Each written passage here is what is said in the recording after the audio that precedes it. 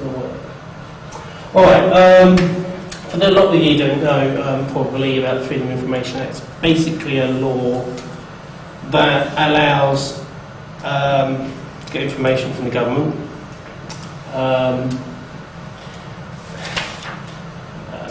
From any authority within the United Kingdom. You can literally ask any question you like.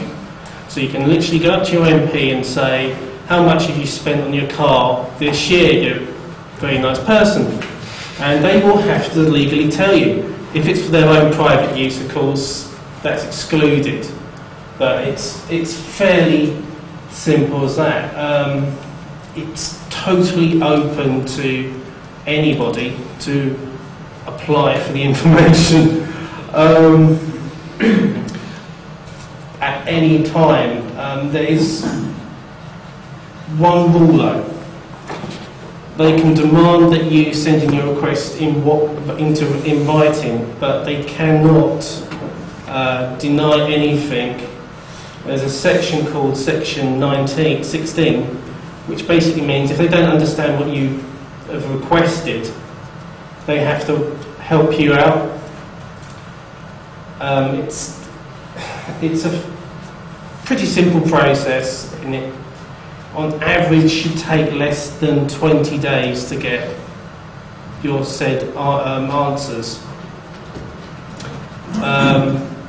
There's a couple of little horrible little rules that come up.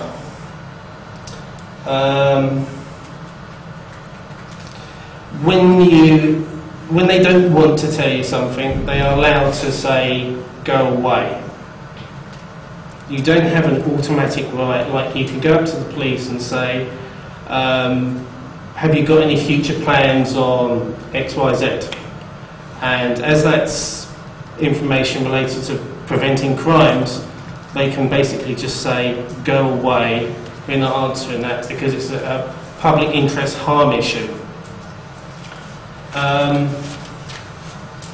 My actual Freedom of Information request involved 26 questions. I actually asked just under 400 public authorities, which are made up of the police and local and district and county councils in England alone.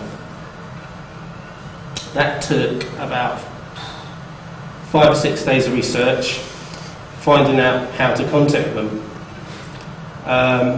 Luckily I had Google to save me, because that saved many hours.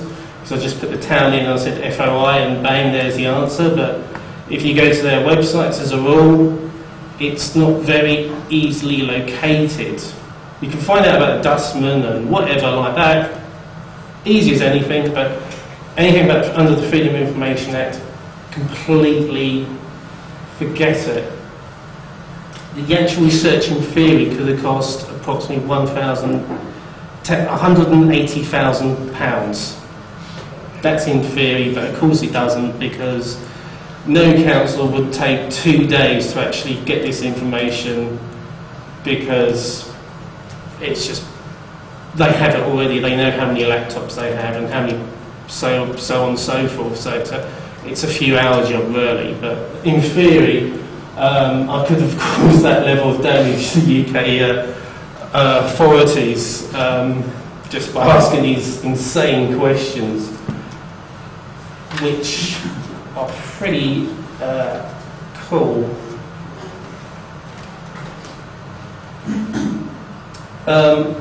Like anything, something can be spun.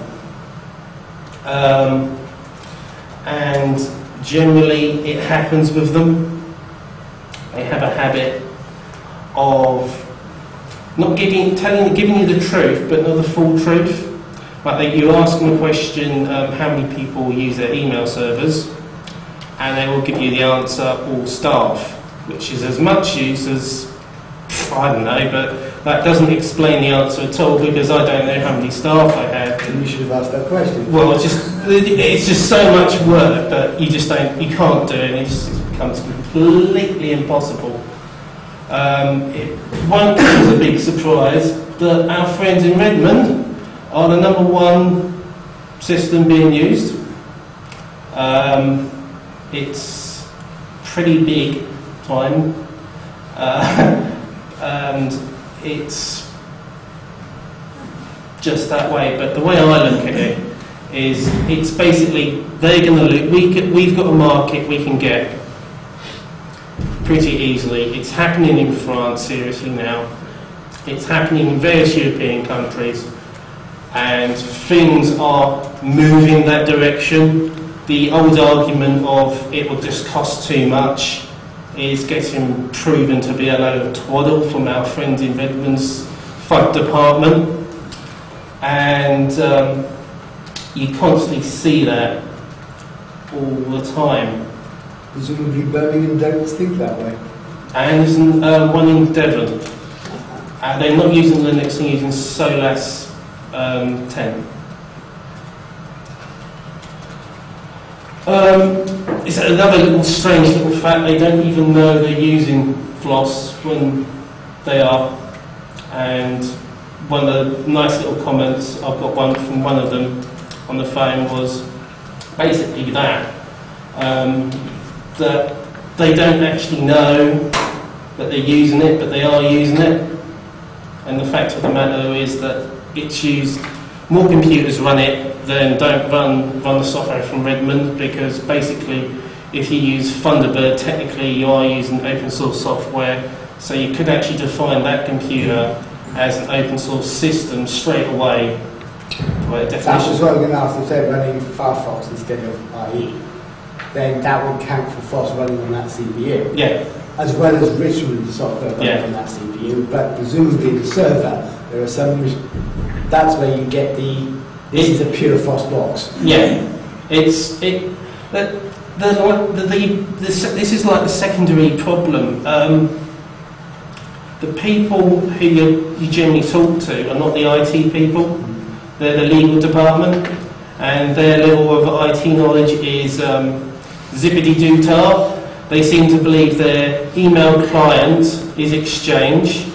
Now, I'm impressed by that, because they must be spending a fortune on licensing if they can afford to put Exchange on every single machine, but there you go.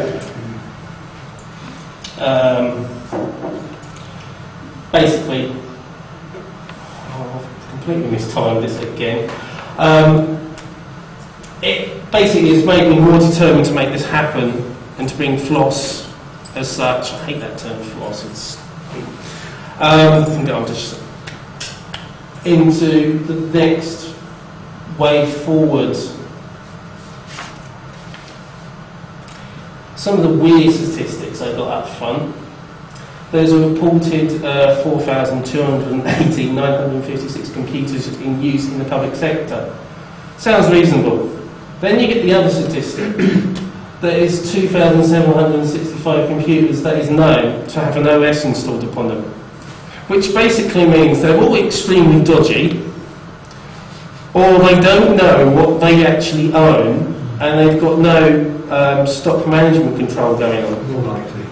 And so they haven't got the right insurance level for their equipment, which is a pretty serious issue, because they wouldn't know if they lost a laptop, which is a big issue, especially what could be on the laptop. What about licensing audit on them as well? Yeah, there's none of that. They don't even know. But it does happen in big companies. You just lose track of the hardware. Yeah, but you're not allowed to do that because you're running proprietary software. And law. You are breaking the law if you run something without your license to do it. And also, the other issue with local authorities, the financial ombudsman there have to prove everything, so how they get away with not knowing what they actually have and wasting money because they might have a machine there they don't actually know. I'd like to point out at this point though that while you are breaking the law, you are not breaking criminal law. You are not a criminal Civil law. It's a civil law. It requires Microsoft to take action, assuming that Microsoft are the people whose software is being illegally used. I cannot see Microsoft going around to the governments and saying, pay up or we'll take you to court, because that would mean all the governments would switch to Linux. That's the last thing Microsoft will do. Especially while they're enforcing the EU right now. Yes, particularly last thing. There's one little itchling in the UK government. Sadly, it's on the opposition side, are starting to take open source seriously. Like all politicians, their mathematics I question, that they claim. The Shadow Chancellor is basically saying we could save £600 million a year. I don't think so, because I don't think we're spending £600 million a year on open source proprietary software in the first place. If we are, it's just insanity. Yeah, you forget you're dealing with government. I can believe that figure. I think it's probably right, actually. Yeah. The NHS is spending £600 million a year. Councillor, what would you say? Not councillor yet. This is the question. You have to vote me proper for the North Holbrook Award, by the way. I'm not in the North Holbrook Award. Then don't vote. That includes unis and schools and colleges, doesn't it? No. No, the public Schools are sector. completely separate, and I decided fairly early on to take absolutely no notice of schools, NHS, or anything like that. Yeah, but is that If you 600 look- million if you look figure? at that figure, I'm sure the It NHS might would do. say that a year on its own, and that is a grasp of the government. So when you're talking local authorities, you're just talking about local... Everyday council, district council, and every English police force. So you've taken the police force into account for it? Yeah. I don't know if he has, but what my figures... But if he puts a hospital into that, you would say Yeah, that. he's talking everything, isn't he, which government controls. But quite seriously, we are going to come up to the next general election soon, and we can start drumming the drums and making our point heard by the Green. Speak to Tom Harris, Conservative member of Parliament, and up for election again. He's really pimping it at the moment. Yeah. There's definitely an undercurrent going on with Green open I'd say source. vote Green. They got mine voting at the last EU elections. The problem with the Green Party pimping it is I really don't want them pimping it, because when people look at things to be serious, they don't generally look at the issues of the Green Party and go, you know, there's a serious candidate for running government. Yeah, but if you turn around and say, why are you voting Green? Because they support free software and stuff. That puts the free software on the agenda. If they get enough of votes... I don't think so at all. I think all it does is people then go to you, okay, they'll lump you in with the hippie-loving, compost-bearing, weapon-wearing... and this is the problem. As opposed to taking a serious position about, you know, considering real business users. The thing I think, to me, from a political point of view, the thing that politicians take note of are numbers. It's a numbers game. If enough people scream free software is a vote-winning issue, then they'll start talking free software policies. The same way that the health service. In exactly the same way that, yes, the Green Party campaigned on all these issues of environment well over 20 years ago, and now all big parties would like you to believe that they're the people making a difference and making a headway. It does help that they have the influence to make the difference, to make the headway, but it is good the Green Party is getting out there and doing it. I would just like to see it be more upfront sooner rather than waiting 20 years. Anyway, you're interrupting Andrews. Alright, so let's get on with the basic set of questions.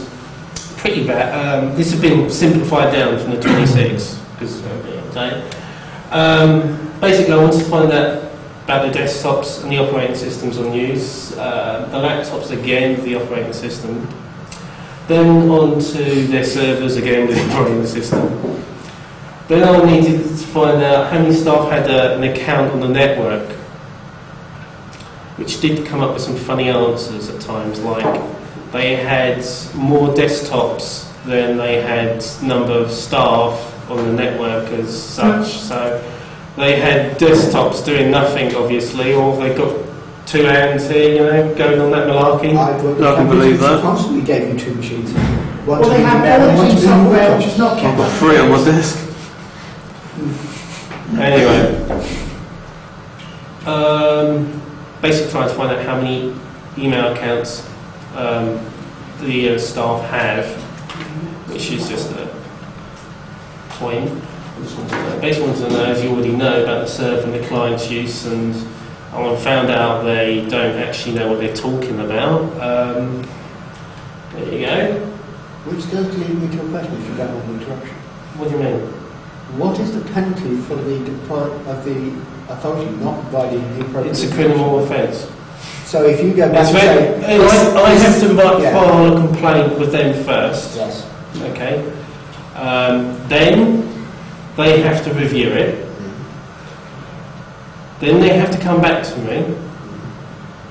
If I still disagree, I have to go on to the Information Commissioner, but I have to inform them first. Right, but what I'm thinking is if their answer makes no sense, then you can go and say, I could. this makes But no sense to me. at this point, my theory is I want to use the learning exercise. I want to do this more seriously, more professional next year.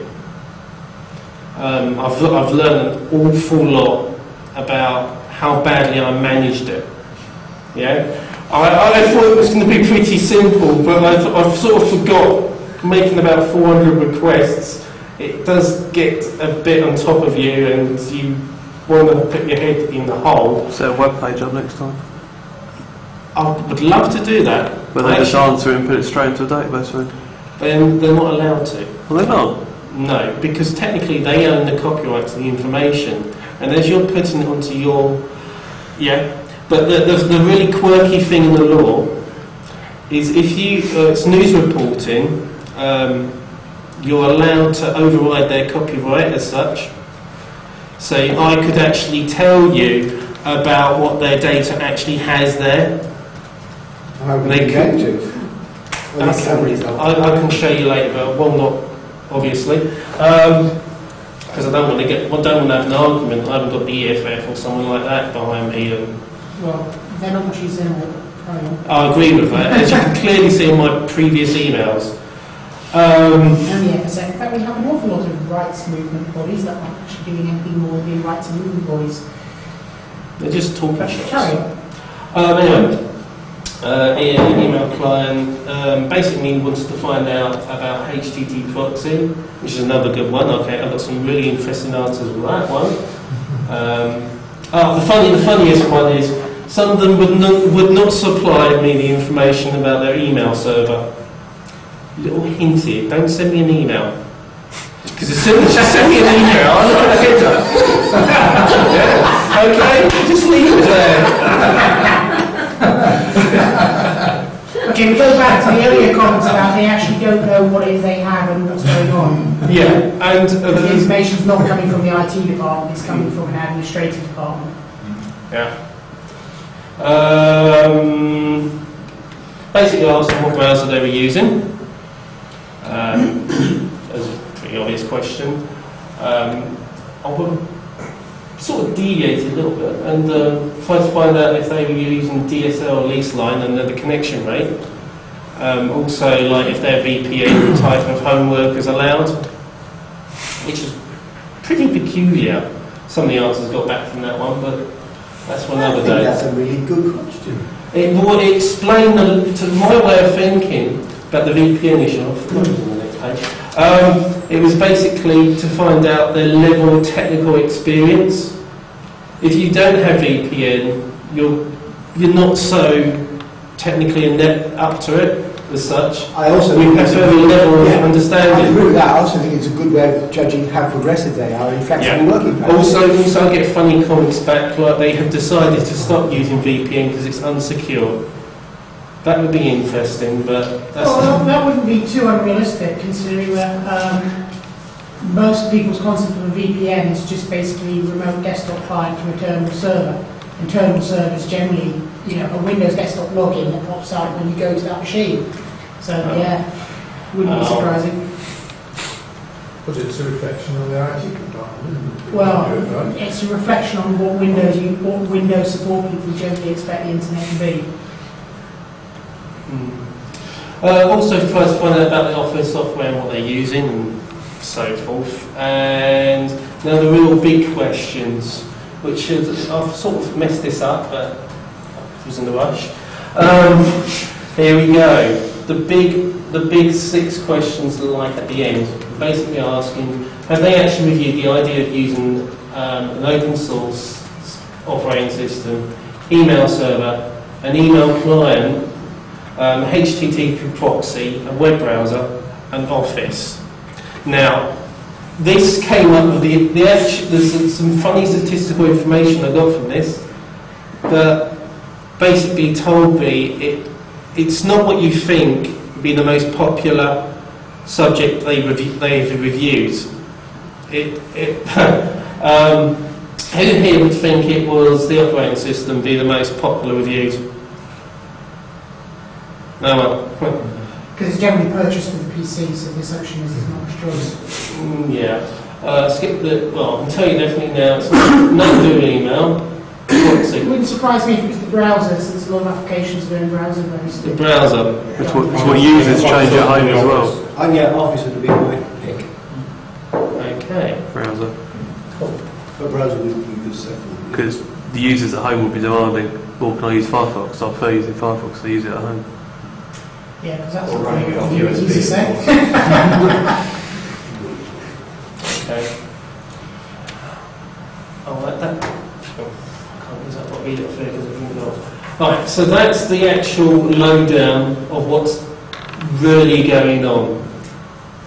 And it blatantly shows the weakness that is actually going on. As you can clearly see on the desktop, the Microsoft and the FLOSS installs in total comes to 90,000, whilst the actual number of desktop machines they've got are 350,000, which is a bit of a weird one. But the laptops is not so bad.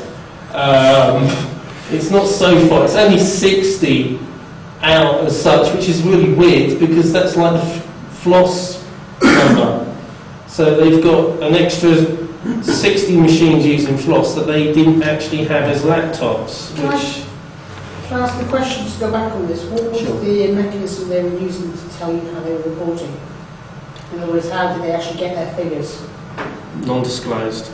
All they will tell me is the actual figure. Yeah, so I couldn't dig further because you have this rule of, as I said earlier, there's a total maximum amount of money, and if I re-ask a question within 3 months, that could be included with the previous question, and if I go over it, they don't have to answer. So I would have to wait an additional 3 months before I could ask additional questions instead of getting this report. The non-nuisance clause. Yeah. So that reported desktop thing, is that how many desktops they have running or how many machines they have? How many desktops they've actually reported of actually owning. So but you can own a desktop, can't you, without any OS installed on it? You could be sitting there with a blank hard drive. Yeah. But at uni we've got a load of machines which It's like P200s, P300s. Stick it in a cupboard somewhere. Yeah. they get rid of them like once every 2 years. Yeah, that's what I'm thinking. The audit trail tends to be far behind the reality trail. Then you just go into the server, it comes up some weird numbers again, but you get a bit used to it. They report in basically a lot less servers, but that could be answered by using virtual machines. That's the only way you could probably, that would make sense. You're assuming here the numbers are accurate. I think that's an assumption that is. I can't assume You nothing. wouldn't actually have to assume it's virtual machines. You could actually assume it's multiple host names of the same machine. Yeah. You know, when they think it's 3 machines, it's just 1 machine. I think it proves more accurately that Or not. they don't really know what they're talking about. So the issue is there's an accuracy of a lack of accuracy. I think Bernard Shaw got it right. It also proves they come up that it costs more to go to open source type of systems. They don't know what they're doing anyway in the first place, so how can they claim it's going to cost more if they don't know where they're starting from in the first place? I doubt they even properly know, except for the cost of employing people to manage the networks, how much it really does cost on downtime. I doubt they even know how many hours a machine's been down because it's crashed, and how much it's really cost them because that machine's gone down. Just probably no way of calling it. Speaking of, in defence of large-scale enterprise delivery, yeah, they probably do, because systems like Quetzal about 20 years ago gave you that information quite accurately. What's probably reality here is you have 5 or 6 departments with 5 or 6 junctures of agenda that are actually where the issue is. Yeah. You know, if they're getting freebies off Microsoft or holiday trips off Microsoft, then the reality is the Microsoft sales guy is getting the pitch. Yeah. The other issue is I think some of them don't know open source and they're scared for their own backs as their jobs, so they're going to say anything to stay Microsoft. Well, absolutely. I mean, crumbs, I see it all the time. You go out networking, you bump into another IT company who are exclusively Windows. It's incredibly amazing how they're like, oh, well, let me just get the shields go up. Yeah. Emotional shields go up. I don't know why.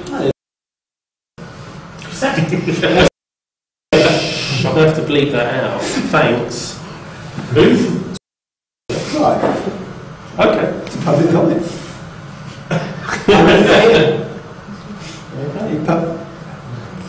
Make sure you're publicly active. And who is he then? A twat. That you might have to do. He's a security expert who offers a product. I will do a check of the security of your publicly facing internet. I would dispute the term expert. I mean, you don't know how he does. The reality is, if anybody follows enough people convincingly enough, they can become an expert. By the way, my definition of expert: X the unknown factor and spur a drip under pressure. And moving on. Sorry. Basically, onto the review of open source. This actually suffers from my favourite type of sections where they decide not to disclose on security reasons. Okay? There's obviously a very big security issue if they told me if they've ever thought of using open source, because inherent by thinking of using open source, there's obviously a security implication which I don't understand, but hey, what's the point of arguing with them if they're going to be that silly about it? But anyway, the magic numbers are there. And it's gone wrong, bejesus. Yeah, and it went wrong here earlier, funny enough, but it went wrong a different way around, so that's just impressive. So it's exactly the same figures. No, yes, it is exactly the same figures, but It's not supposed to be. if you see this later on, you know what I mean by it was like in reverse. Like I got the figures up for FLOSS reviewed, sort of paraphrasing it for now because I've got no choice, and this is going to really Google on for years. The most popular area for review was office software. 73 authorities basically said office software. How many? I'm not 87 of it's difficult because you get the non-disclosure and the no's, and you've got to put them together, and you see the proper figures later. The second popular, funny enough, is it might come as a shock for a few of you. It was the operating system. They skipped all the way over to there. Shortly afterwards, browser, and not doing so bad. All in the 40 range of authorities. Email servers, email clients, and email proxies. 40 actually have reviewed the idea of using them.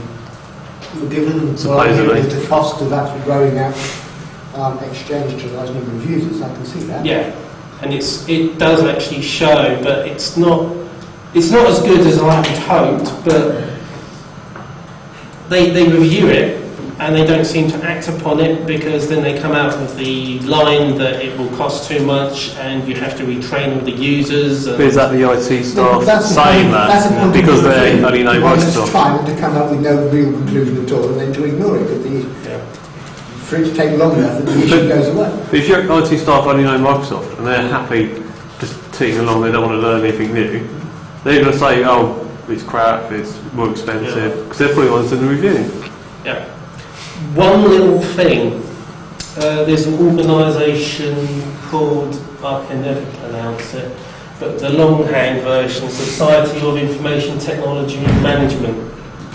These are like, yes, and they are an organisation that you can't do FOI requests upon, but they advise practically every council what they should do, which is really good, so I can't get to the underlying issue. There's a chap who's a perennial thorn in their side called Eddie Bleasdale, who spends an awful lot of time saying, well, you have to give me this information because Yeah, well, we should get him in for a talk, because he's quite local, he's quite northern in his opinions.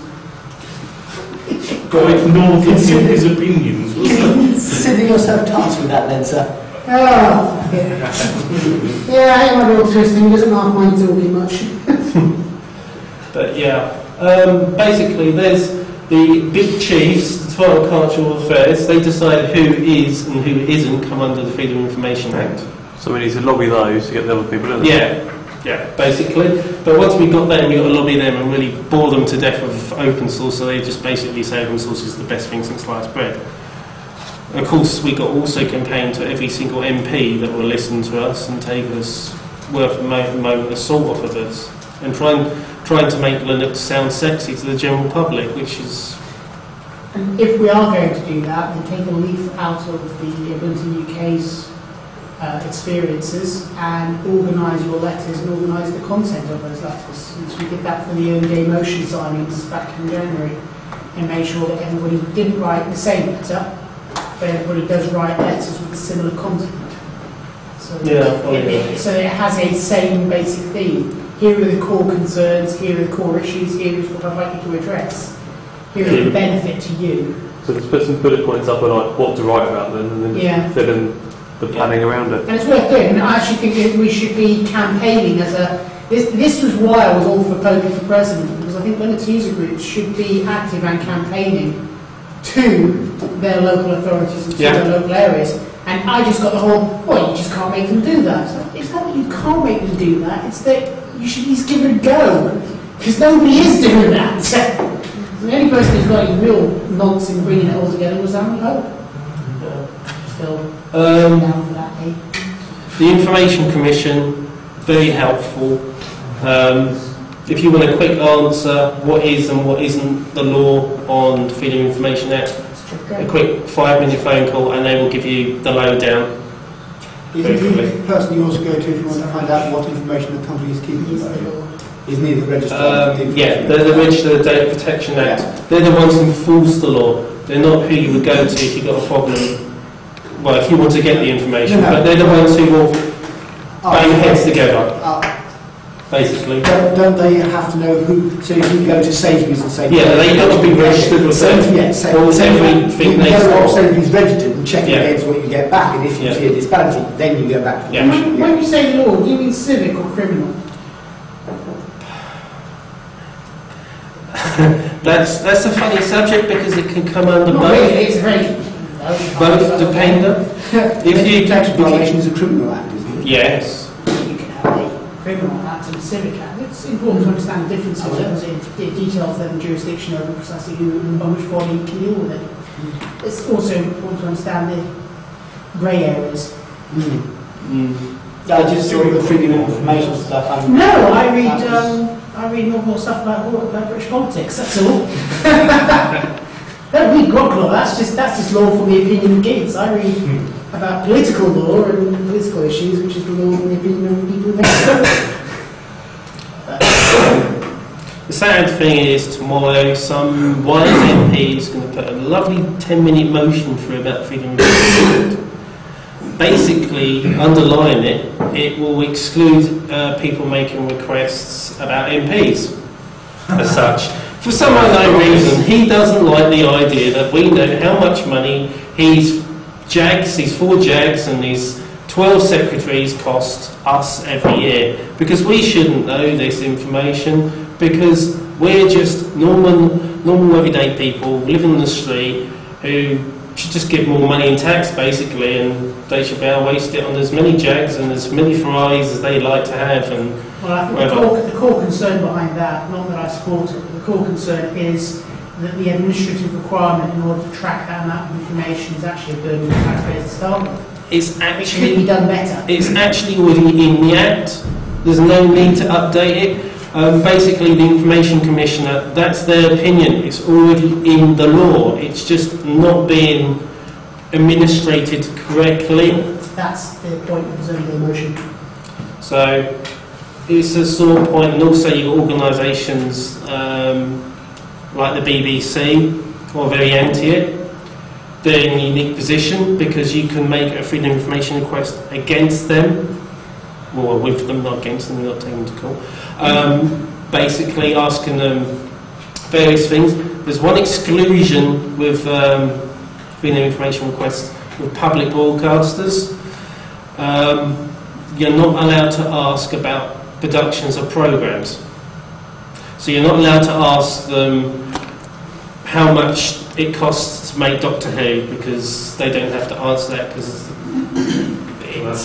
yeah, and we're back to that lovely load of words again. But you could ask. You could ask being spent by the drama department, which will come. You could ask how much you can spend in maintaining the drama department. Yeah, but you cannot ask because it'd be a separate budget, and they can't actually include TV production budgets within. Do you have any useful sites, the Open Rights Group? Open Rights? No, but the Campaign for Freedom of Information is a very useful site. The Open Rights Group, which sort of kicked off last year, was another group whose idea is to focus on what council and government are doing in terms of spending money based on open source. They're the closest we've got to an actually active and effective open source campaign group, who are linked into all these other groups. Yeah. Well, I didn't bump into them, so I only found about I can't pronounce the word. The Society of Information Technology Management by one council admitted that they don't do reviews; they just do whatever they say. You know, that's why it's so important that we get our feet inside there, because that's going to be the big issue.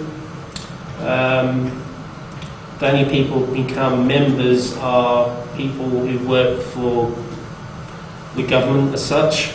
It's not open to every Tom, Dick and Harry, but you can actually join as a technical advisor, which basically you can put your point across, but you don't get no voting rights as such. But they can be very selective. So, you know, they might be selective on certain Redmond's experts than open source experts as such. Now, I don't know if that's happened or not. I've got no evidence of that, of course, but there you go. It's my opinion. It could be happening. That's why we are in the mess with the NHS as we are now, with a budget that's gone insane and doesn't work, and it doesn't look like it's going to work, and practically every person who's got a medical degree doesn't want to use the system, which is rather impressive. You've actually upset the people you're meant to have been helping in the first place and wasting a lot of money, which is great fun. Anyone's good. But it's been led by someone who failed their computer science degree. Just leave that there. It's like the Passport Office, the CSA and all the rest of them. As soon as the answer is big money, and they think the answer is big money, and governments think the answer to problems is to spend big. They always have that. And that's not the answer. Well, it depends. Currently, this government thinks the answer to most of the problems is to keep on centralising and bringing everything in, because that will reduce admin. And that's different from the last government out. Well, they're different from the last government because the basic two differences are decentralisation and centralisation. Now, the reality is that with any good computer systems, things work well if you have them from the bottom up rather than from the top down. You decentralise out your computer stuff and allow each one to run independently as its own node and report upstream. You know, that's the same way the websites work by generating a community that creates user-based content. So that's generally like middle, out, Well, just as a general point of order, I seem to remember that the last Conservative government was very big on centralising a lot of the decision-making within Whitehall. within Whitehall. Yeah, we're not talking about that, we're talking about council stuff. Well, I'm talking about council stuff. Well, they were taking more and more authority away from the councils and putting it in Whitehall. I think that's directly related to the councils personally. Central education policies, central list policies, league tables, they've taken the power of the schools away from the LEAs for a start. That was a centralisation policy. Okay, I think we're on two different issues of policy here. Okay. I'm talking more about fundings and costs and management and administration rather than policies and ideals and direction. So, let's just wrap it up there, basically. Okay, thank you very much. Thanks.